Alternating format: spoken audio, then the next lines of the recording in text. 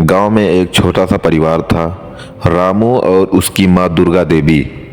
रामू गरीब था, लेकिन उसकी एक बड़ी संपत्ति थी, 2 बकरियां।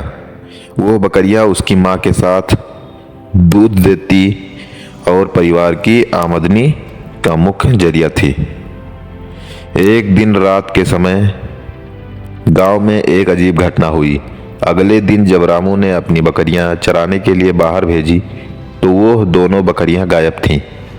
रामू घबराया हुआ घर वापस आया और अपनी माँ से कहा, माँ, मेरी बकरियां गायब हैं, किसी ने उन्हें चुरा लिया है। दुर्गा देवी ने घबराहट में कहा, अरे ये क्या हो गया, अब हमें क्या होगा। रामू ने गांव के मुखिया महेंद्र बाबू के पास जाने का निर्णय लिया। महेंद्र बाबू एक समझदार आदमी थे। रामू और दुर्गा देवी उनके पास गए और उन्हें सब कुछ बताया। महेंद्र बाबू ने गंभीरता से कहा, रामू, हमें चोरों को पकड़ने के लिए योजना बनानी होगी। गांव में किसी ने तो यह काम किया है। कुछ देर सोचने के बाद महेंद्र बाबू ने सबको गांव के चौपाल में बुलाया।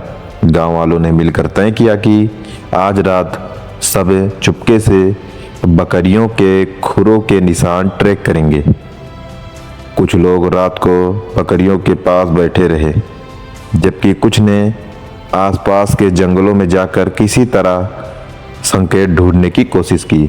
दूसरी रात गांव के कुछ लोग चुपचाप जंगल की ओर चल पड़े। जैसे ही वे जंगल में पहुंचे, उन्हें बकरियों के पैरों के निशान मिले।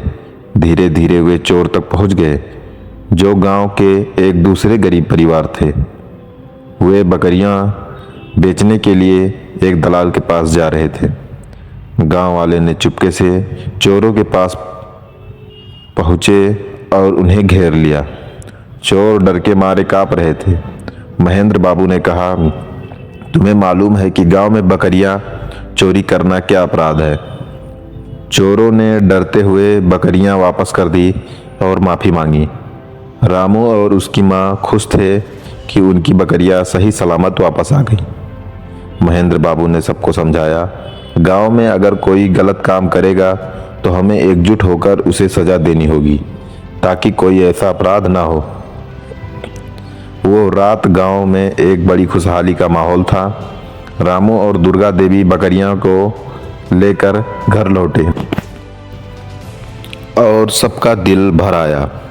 अब रामू को यह सीखने को मिला था कि एकता में ही शक्ति है और गांव वालों का साथ किसी भी मुसीबत को पार करने में मदद करता है।